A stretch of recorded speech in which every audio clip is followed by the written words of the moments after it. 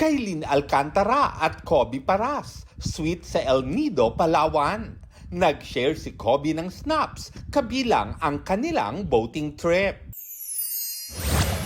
Julian San Jose, Entertainer of the Year sa 37th Aliw Awards.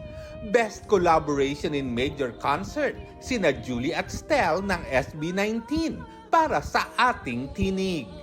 Breakthrough Child Performer si Zia Dantes for her Rise Up performance in a recital.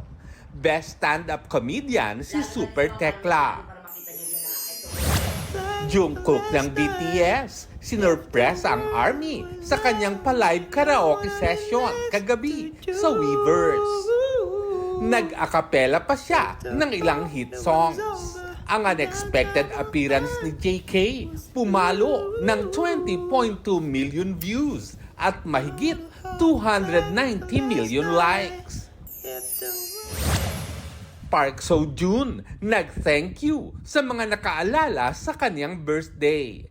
Nag-reflect din siya sa magtatapos na year 2024.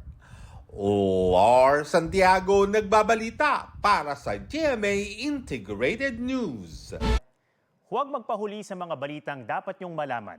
Mag-subscribe na sa GMA Integrated News sa YouTube.